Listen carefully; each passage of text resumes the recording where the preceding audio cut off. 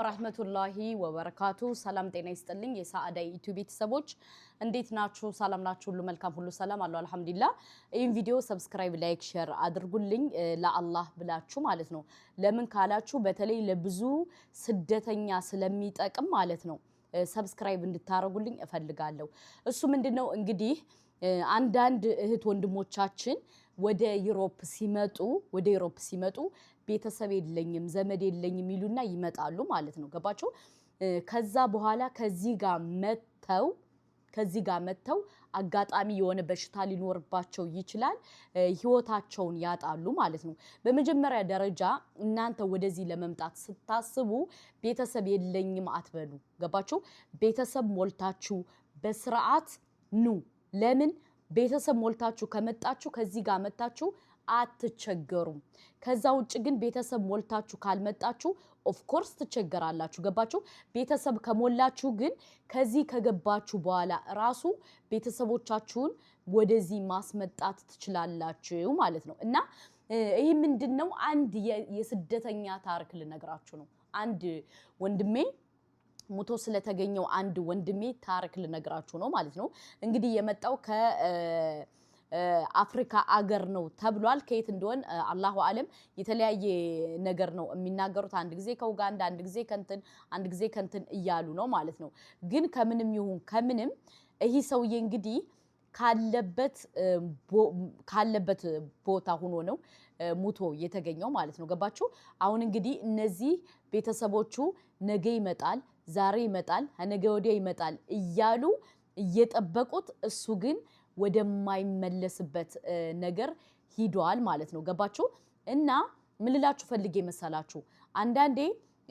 በቃ ለመሄድ ብለን ብዙ ምንሳሳታቸው ስተቶች አሉ በጣም ማለት ነው በጣም ብዙ ምንሳሳታቸው ስተቶች አሉ ገባችሁ ግን በደንብ ራሳችንን ማስተካከል አለብን ገባችሁ አስተካክለን አስበን አልመን ነው መምጣት ያለብን ስደት ሀገር ስንመጣ በጣም ብዙ ነገር አለ ገባችሁ ይሆናል ብለን መተን የማይሆንበት ነገር አለ ማለት ብዙ አይነት ነገር ነው የሚገጥመን ማለት ነው እና ምን ልላችሁ ፈልጌ መሰላችሁ እናንተ ዛሬ ለመውጣት ጓጉታችሁ ሊሆን ይችላል ገባችሁ ወንድሜ እንግዲህ ለመውጣት ጓጉቶ ነው እንግዲህ ምን እንዳለ ምን እንደሆነ ምን አልተናገረም ግን ከዚህ ገብቶ ሙቶ ነው የተገኘው ማለት ነው እና እህት ወንድሞቻችን ምን ልላችሁ ፈልጌ መሰላችሁ በደንብ አድርጋችሁ ማስተካከል አለባችሁ ገባችሁ በደንብ አድርጋችሁ ጭንቅላታችሁን አስተካክላችሁ ከመጣችሁ አትቸገሩም ካልሆነ ግን እንደዚህ ልጅ ዋጋ ትከፍላላችሁ ገባችሁ ለምን ካላችሁ እሱ መጣ ተሳክቶልኝ ብሎ ገብቷል ካናዳ ተሳክቶለታል ማሻአላ ተባረከላ ሰው መግባቱን እንጂ የሚያቅ ከዚህ ግን ብቻውን ሙቶ እንደተገኘ የሚያቅ ሰው የለም ገባችሁ እና ይሄ ነገር ምንድነው ራሱን ያጥፋ በሽታ ይኖርበት ምን ይሩበት ወይም ሰው የሆነ ነገር ይበለው ወይም የልብ ኬዝ ይኖርበት ወይም የሆነ የጭንቀት ችግር ይኖርበት ወይም ዲፕሬሽን ይኖርበት ወይም ምን ይኖርበት አልታወቀም ገባችሁ ግን እሱ ምንድነው ህይወቱ ሙቷል ብለው ኦሬዲ መጡ አዩት የለም መጨረሻ ላይ እንግዲህ እንዴት እንዳረጉት አላሁ አለም ማለት ነው እና እህቶቼ ወንድሞቼ ስደት ስትሰደዱ በቻላችሁት መጠን ከቻላችሁ ከቤተሰብ ጋር ብትመጡ ምቾቴ ነው ገባችሁ ለምን ካላችሁ ካገባችሁ ጓደኛ ካላችሁ ምን ካላችሁ የተወሰነ እንትን ካላችሁ አብራችሁ ይዛችሁ ገባችሁ ከዚህ መታችሁ ዋጋ እንዳትከፍሉ ለምን ካላችሁ ከሞት ሞቱ ይሄ ወንድሜ እንግዲህ ራሱ ብቻውን የተገኘው ገባችሁ ሆቴል ላይ ብቻውን ተገኘ ሙቷል እንዲያውም ያዩት ሆቴል ላይ ስለሆነ እንጂ ሌላ ቦታ ቢሆን መሰለን እንደዚህ እንደኛ ሃውስ ተከራይቶ የሚኖር ቢሆን ግን አያዩትም ምናልባት የቤት ክራይ ሊወስዱ ምናምን ወይም ደግሞ አካውንቱ ላይ ገንዘብ ከሌለ ምናልባት የዛን ጊዜ ነው የሚታየው ማለት ነው እና በቻላችሁት መጠን ስደት ስትሰደዱ ከቤተሰብ ጋር ብትሰደዱ ብዬ ነው እኔ እምለው ገባችሁ ሞት ለማንኛችንም አይቀርም ሁላችንም እንሞታለን ሁላችንም ማለት ነው ግን ከሞቱ አማማቱ ደግሞ ምን እንደሆነ ታውቃላችሁ። እንደዚህ ስደት ሀገር ወጣችሁ ነገ ይስተካከልልናል ለነገ ወዲያ ይስተካከልልኛል ያልፍልኛል ብላችሁ ግን እንደጓጓችሁ ሳይሳካላችሁ አሁን እንግዲህ ወንድሜ መጥቷል ካናዳ ገብቷል ነገ ወዲያ ስራ ይዤ ህይወቴን አስተካክዬ ቤተሰብ ረድቼ ምን ብዬ እንደዚህ በቃ እቅድ ነበረው እቅድ ስቴፕ ባይ ስቴፕ እቅድ ነበረው እቅዱ ግን አልተሳካም ምን ሆነ ሞት መጣና ወሰደው ረብል ዓለሚን በቃህ እዚህ ጋ ነው ያንተ ህይወት ብሎ ወሰደው ማለት ነው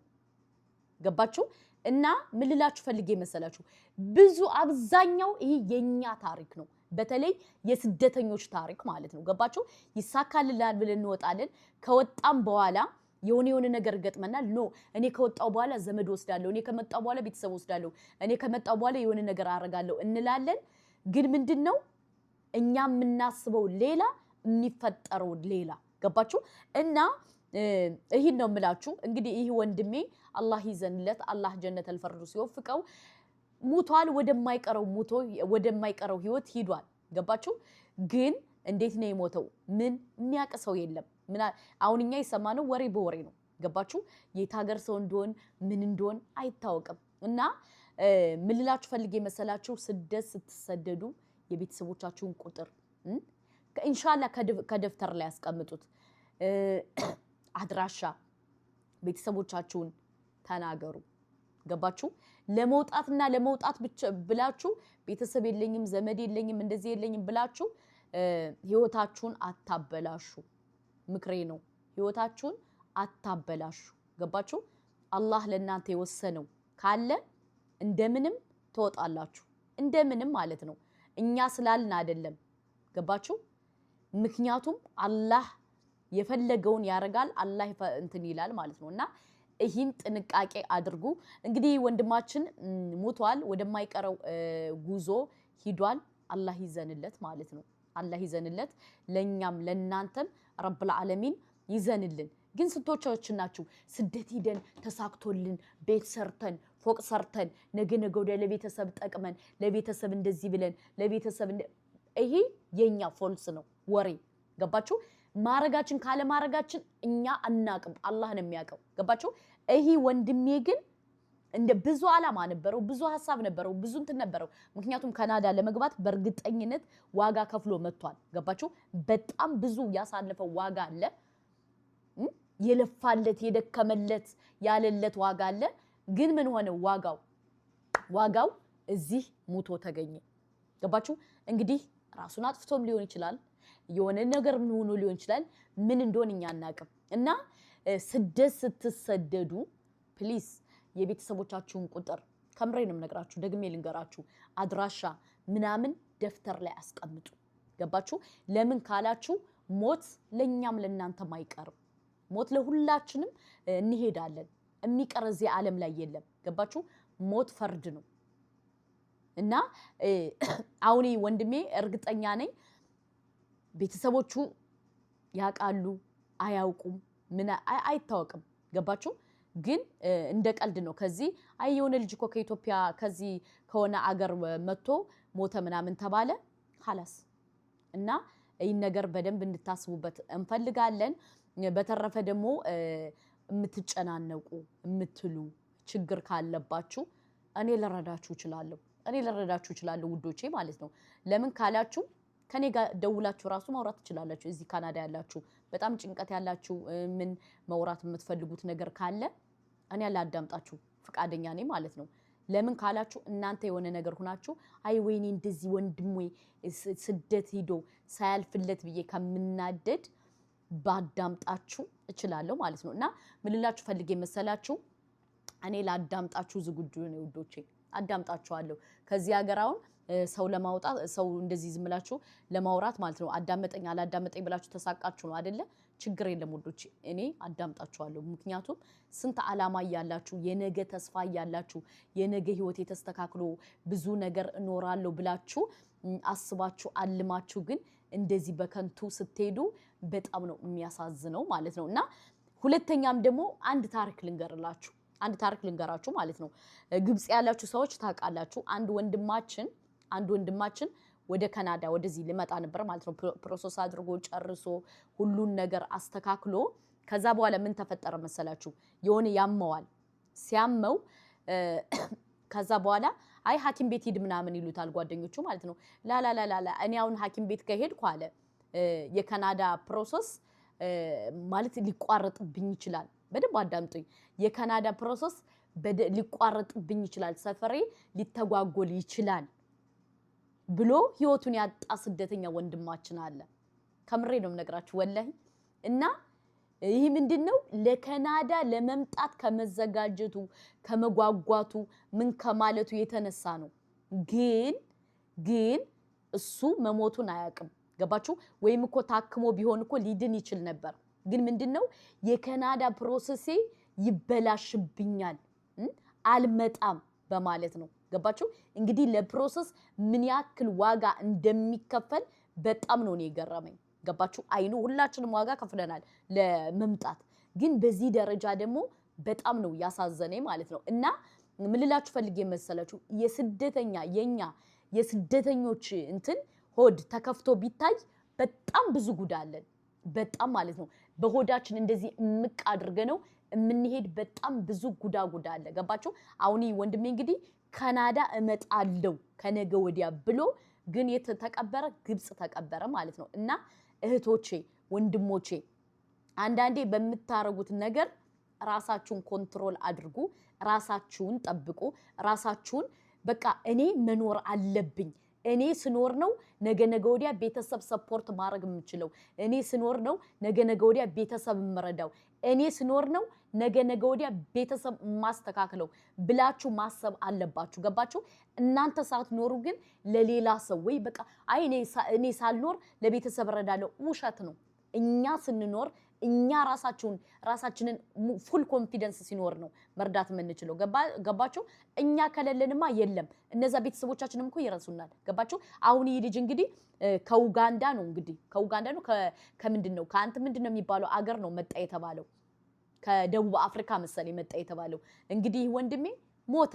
በቃ አሁን ካናዳዎች እንትን ይሉታል ይቀብሩታል አለቀ ደቀቀ ይረሳል ገባችሁ እና ይሄ ነገር በደንብ ሊታሰብበት ይገባል ገባችሁ ዝምላችሁ መሰደድ ብቻ አይደለም ዝምላችሁ መሰደድ ብቻ ትርጉም የለውም ገባችሁ ይሄ እኔ ከልቤ የመነጨ ነው እምነግራችሁ ገባችሁ ከልቤ ማለት ነው ለምን ነገ ወዲያ የሆነ ነገር ሆናችሁ ወይኔ እንደዚህ ከመል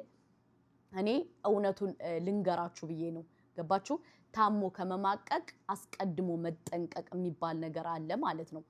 ገባችሁ እና ለነገሮች እንደዚህ ብሎ በዚህ ወጥቶ ምናምን ማለት የለብንም ራሳችንን ሬዲ አድርገን ነው መጠበቅ ያለብን ሞት በሁሉም ቦታ አለ እሞታለን ግን ነገሮቹን ደግሞ ማስተካከል የኛ ፋንታ ነው ገባችሁ እህት ወንድሞቻችን ምክንያቱም ብዙ እህት ወንድሞቻችን ብዙ ስደተኛ እየሞቱ ነው ገባችሁ ማንነታቸው ሳይታወቅ ምንነታቸው ሳይታወቅ ምን ሳይል እየሞቱ ነው እና ይሄ ነገር መቆም አለበት ምክንያቱም እኛ ስደተኛ ለስደተኛ በደንብ እንተዋወቃለን ብዬ አስባለሁ እኔ ማለት ነው ገባችሁ ካካችንና ከምን ብለን ስንት ነገር ተፈጥሮ ስንት ነገር ሆኖ ምን ብሎ ኢማጂን የኛ ነገር በጣም ከባድ ነው ማለት ነውና ይሄን እንድታስተካክሉ እፈልጋለሁ በሁለተኛ ደረጃ ደግሞ ለነገሮች ችኩል ካለ መሆን ተረጋግተን ቀስ ብለን ምን ብለን ራሳችን ላይፋችንን መኖር አለብን ብዬ ነው ማስበው ይሄ ቪዲዮ ይሄ መረጃ ሊደርሳችሁ ስለሚችል ለብዙ ሰው ሼር ላይክ አድርጉልኝ ምክንያቱም ይሄ የሚመለከተው ስደተኛንና ስደተኛ ነው